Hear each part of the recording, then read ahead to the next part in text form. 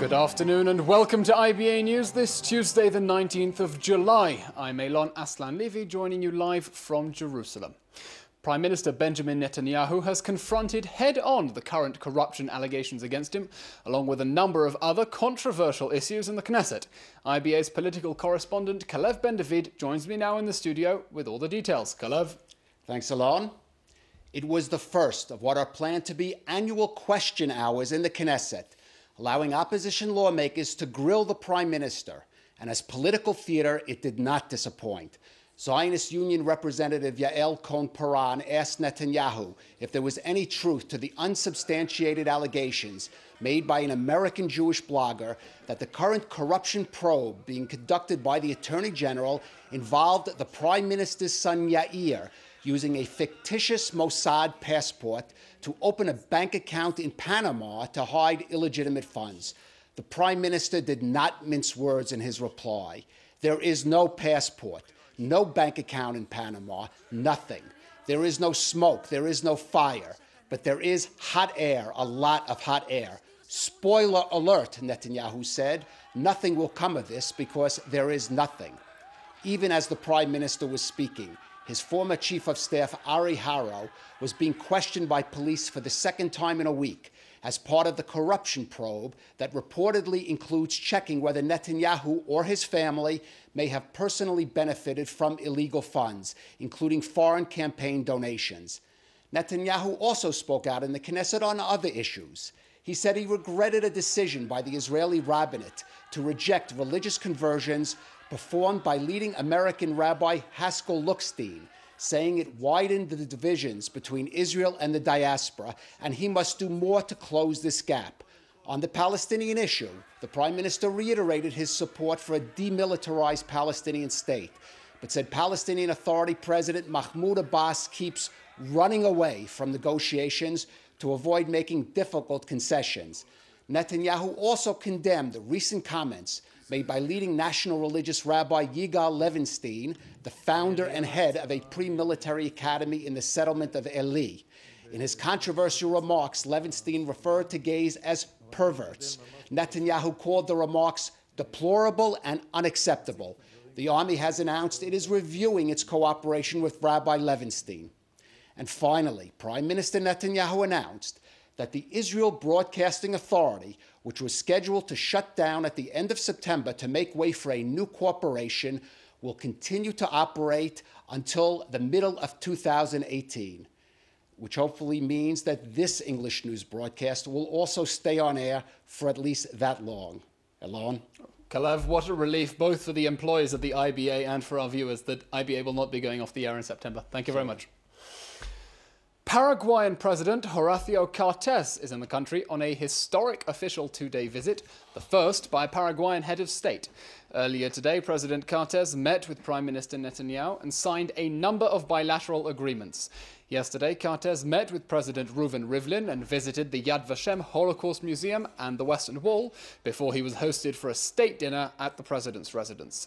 Paraguay, which gave refuge to Nazis after the Second World War, has recently become a key Israeli ally in Latin America, having supported the Jewish state numerous times at the United Nations.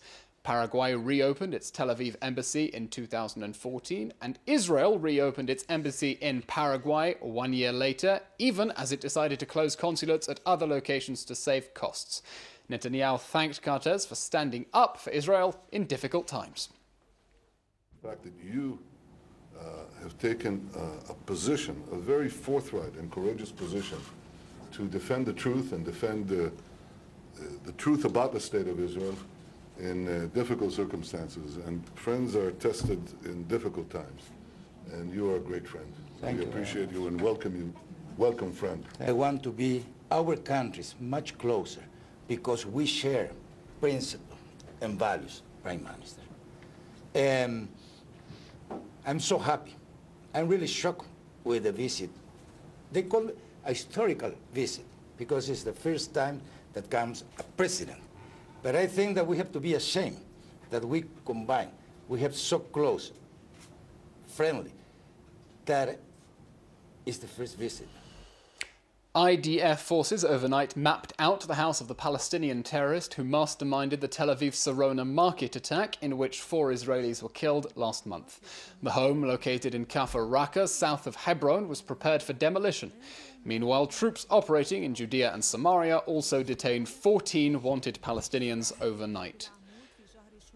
Sticking with terrorism news, and an Islamic Jihad operative was killed and 2 others injured when a tunnel they were digging collapsed in Khan Yunis in southern Gaza overnight. It was the 14th such incident to occur since the beginning of the year, with more than 14 Hamas and other terror operatives killed in tunnel accidents.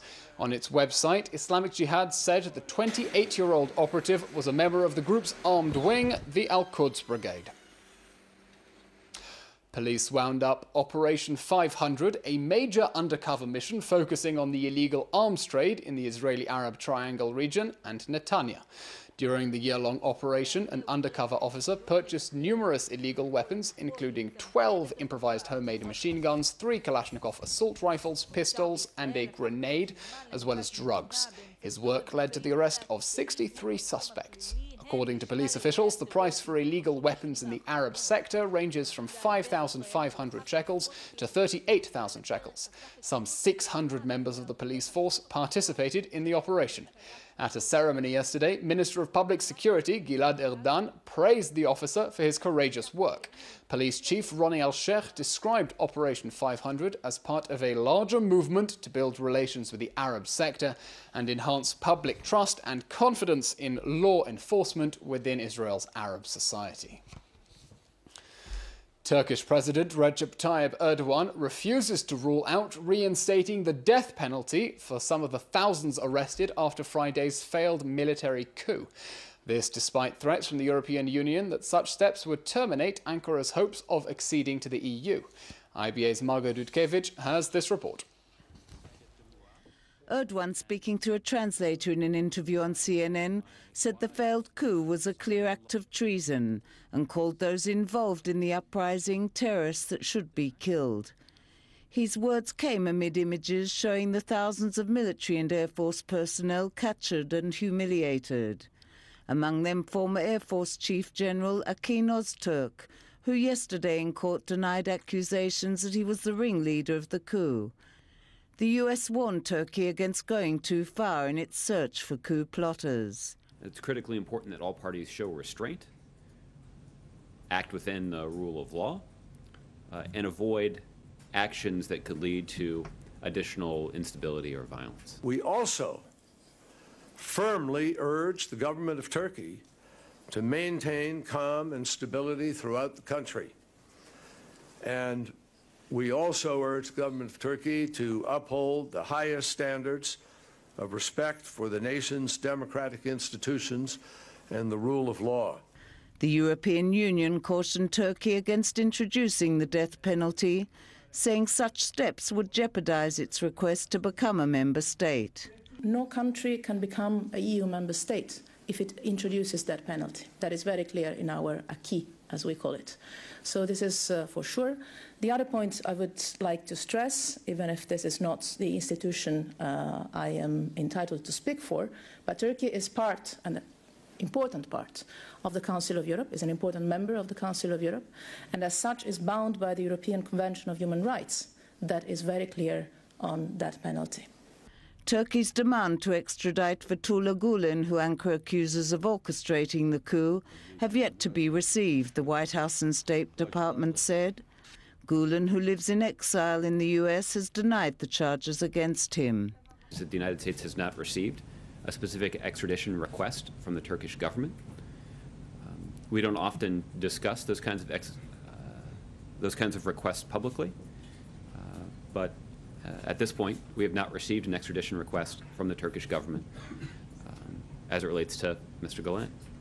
Turkish Prime Minister Binali Yildirim said his country would be disappointed if the US insists that Turkey present proof in order for the extradition to be expedited.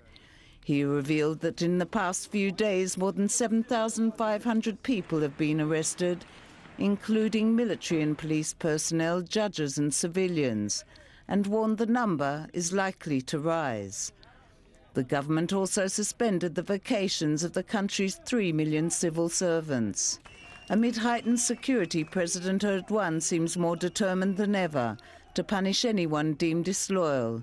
His actions appear to have elevated the finger-pointing and paranoia in the country to a whole new level. Margot Dudkevich, IBA News. The Islamic State, ISIS, today claimed responsibility for last night's stabbing attack on a South German train in Würzburg, perpetrated by a 17-year-old Afghan asylum seeker. The axe-wielding teen attacked a group of tourists from Hong Kong, injuring 4 and leaving 2 in critical condition, before he was fled and was shot dead by police. A witness said the terrorist shouted "Allahu Akbar, God is great," as he began his rampage. The attacker, as I said, was shot dead by police, reportedly as he was running away.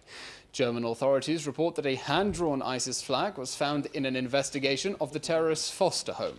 Last night's attack is the latest in a series claimed by the Islamic State, including Thursday night's attack in Nice, which killed at least 84 people.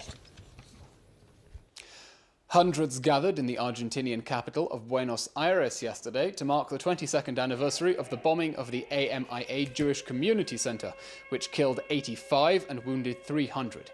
A siren sounded at 9:53 a.m., the exact time when a car bomb exploded over 2 decades ago, completely destroying the building. In 2006, an official Argentinian government report drafted by the late Special Prosecutor Alberto Nisman accused the government of Iran and Hezbollah of being responsible. Nisman claimed that the Argentinian government was dealing with Iran to clear the suspects, but the day he was set to present his evidence, he was found dead from a mysterious gunshot wound to the head.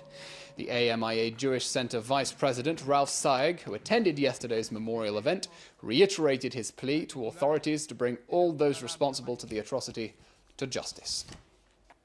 How bizarre. Closer to home, despite the relative calm that prevails along the northern border, Israel is prepared for any possible confrontation in the area. That's the word from Prime Minister Netanyahu, speaking today at a special memorial on Mount Herzl honoring Israel's fallen soldiers from the 2006 Second Lebanon War.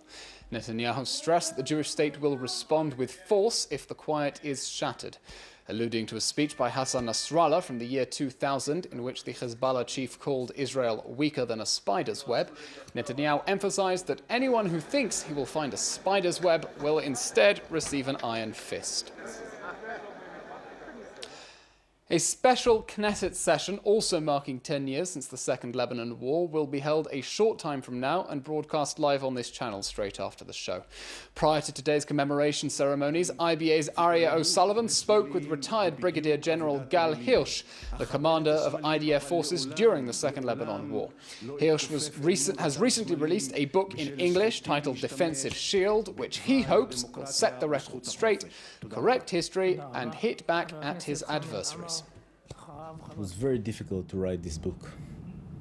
Originally, it was written in Hebrew, and I did it very shortly after the war.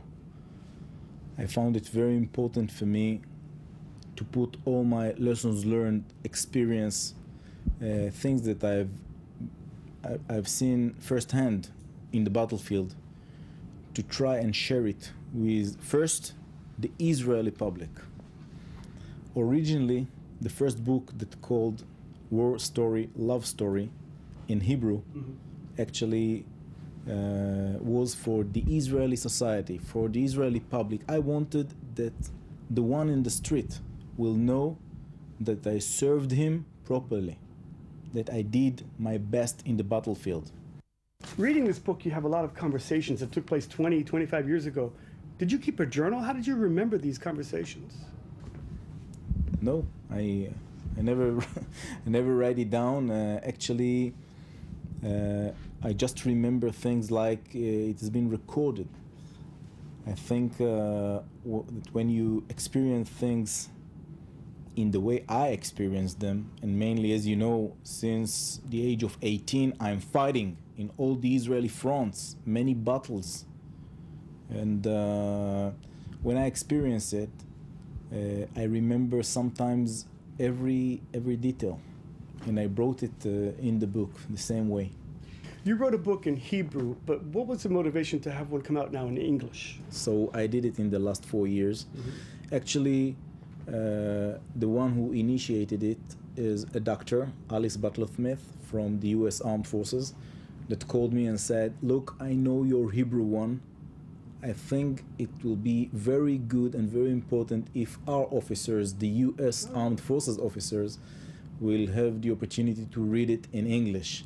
So I thought, wow, that's a big honor, and just sat, and in the last 4 years I had to write it. Now, when you write it for such people, you know, officers, and not only, you know, people that read it worldwide, I thought it would be very important to describe the state of Israel, state of mind, the Israel Defense Forces, the way that we plan in the Israel Defense Forces, the ranks, the history, the connection, the strong bond and contact with the Bible and our history.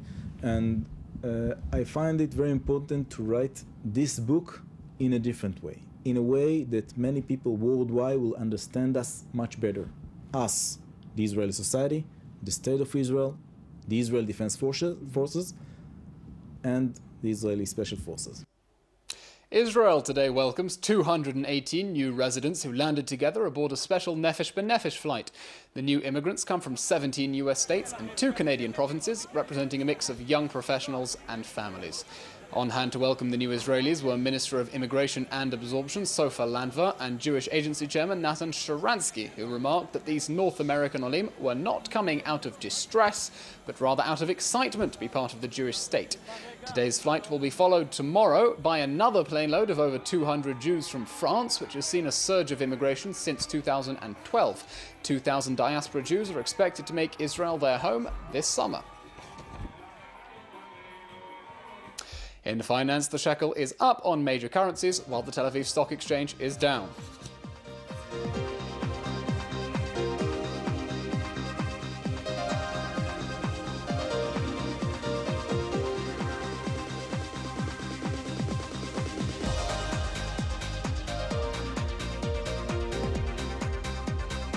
In weather, temperatures will remain stable tomorrow. Over in Europe, the heatwave continues, with several British MPs proposing a bill requiring bosses to send staff home if temperatures exceed 30 degrees. Amateurs.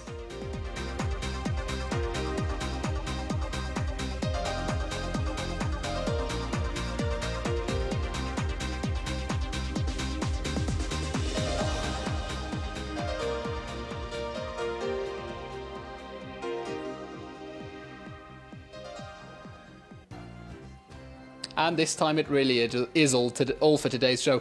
Laura Cornfield will be back tomorrow. The IBA team is always happy to hear from viewers at ibaletters@gmail.com. I'm Elon Aslan Levy, wishing you a good evening live from Jerusalem.